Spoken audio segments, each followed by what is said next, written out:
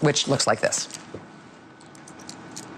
This is The Daily Show with Jon Stewart last night, hitting Chris Christie for the strange and still unexplained Exxon deal that has just started to be made very, very public in New Jersey.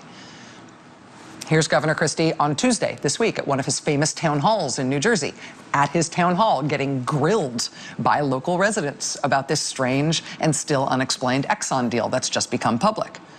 Here's Governor Christie in Florida giving a keynote address at a Republican Party event this past week, all the way down the coast in Florida. And again, what does he get asked about? He gets asked about this strange and still unexplained Exxon deal that's just been made public in New Jersey. Here today are state senators and state assemblymen and the local mayor and local residents from Linden, New Jersey, today holding an event to make public complaints and ask public questions about this new and still unexplained and strange Exxon deal that people are just starting to learn about in New Jersey. This Exxon deal is the deal where the state of New Jersey had been suing Exxon for more than a decade for $9 billion, billion with a B. At two huge refinery sites near Linden, New Jersey, Exxon, over a period of decades, had dumped and leaked tons and tons and tons of toxic chemicals and oil and other petroleum products into 1,500 acres of New Jersey wetlands. Part of the reason it has become a national joke that New Jersey is called the Garden State is because when you drive from New York into New Jersey, you go past that exact refinery site. And you know what? It stinks. People roll up their windows and hit recirc. It stinks like sulfur and worse. And that is most people's welcome to New Jersey. The Linden refinery site is a toxic dump. Exxon admitted it decades ago. They're already in the process of starting to clean it up. This lawsuit by the state asking for $9 billion was not about the cleanup itself. It was about compensating the state for the damages that Exxon had done. And the state had asked for $9 billion. And they were at trial all last year. This thing has been in the courts for 11 years now. They finally had the trial all last year. The judge was due to rule about how much Exxon was going to have to pay for this giant toxic dump site where it had admitted its liability. The state, for 11 years, had been asking for $9 billion. And at the very last minute, the Christie administration asked the judge, please don't rule, and said that they instead were negotiating a settlement with Exxon, an out-of-court settlement. Or I should just say a settlement, right? They twice asked the judge to hold off on his expected ruling. And then the New York Times published a report about this that landed like a bombshell.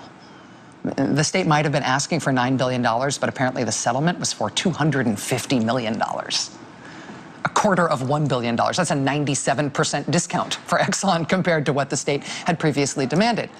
And first, the Times reported it would be $250 million. Then it was reported that Governor Christie's counsel was directly involved in the settlement talks. So the governor's office, not just the attorney general in the state, but the governor's office. Then they announced the settlement amount publicly. It turns out it wasn't even $250 million. It was $225 million. Then the Times did the math on what they could figure out about the attorney's fees on the case, and they found that actually New Jersey would not even be getting $250 million or $225 million. It would be more like $180 million. And around this time, people in New Jersey started saying, hey, where's my $9 billion from Exxon? And Chris Christie is now getting asked about it on the campaign trail. So far, his answer has been that this is a great deal. People should be excited about it. People do not seem excited about it. There remain these unexplained questions about, why didn't they let the judge rule? What should the state have expected to get had they not settled for this unexpectedly small amount of money?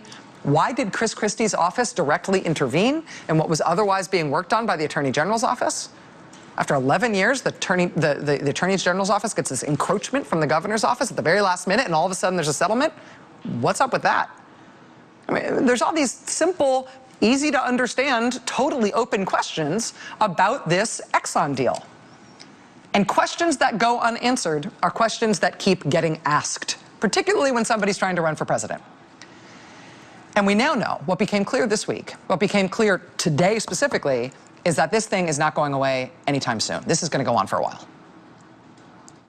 If you're going to fight this in court, sure, what will be the legal argument against the deal? The legal argument is that this settlement shocks the conscience, that it's arbitrary and capricious.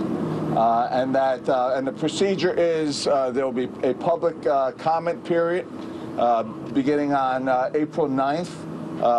When it's published, the actual settlement is published in the New Jersey Record. We're going to comment on that, and that will give us standing to appeal any decision that is ultimately made. I made 2 Oprah requests. The first one is due today. What are the chances of them giving me anything today? If I have to go, I don't expect anything, but we'll go to court to make sure that we get all those documents. So here we go. Public records requests. How did you arrive at that settlement? Why did you intervene in this court case to get this settlement? Public comment period.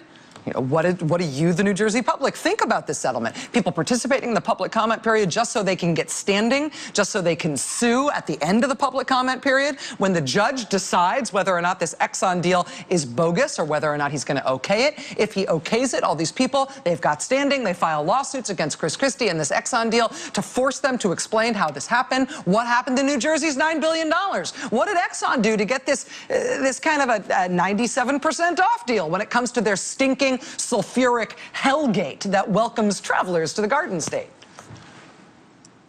Bridgegate is still not over. And Chris Christie, for whatever reason, just put it front and center in his New Hampshire campaign effort as he is running for president, and he desperately needs to do well in New Hampshire.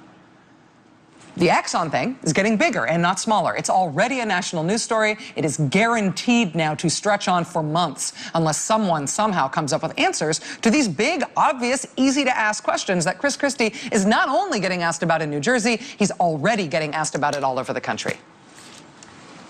And Jeb Bush stole his lunch money. And look at his poll numbers. This is the new NBC Wall Street Journal poll that just came out this week. It was an interesting way to pose the questions to Republican primary voters. In this poll, they were asked if they could see themselves supporting each of these potential candidates for president. Sort of a no-pressure poll, right? You just had to say whether you could potentially see yourself supporting a particular candidate sometime in the future. No commitment. Could you ever see yourself supporting this person?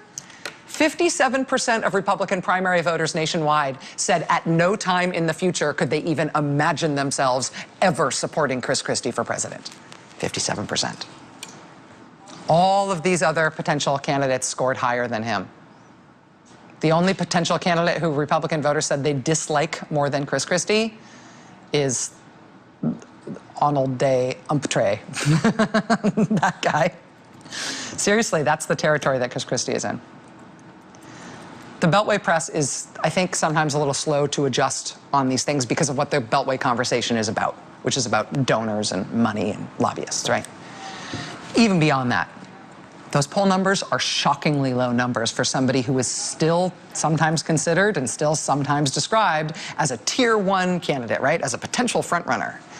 And yeah, things change. First Republican primaries and caucuses are still months away.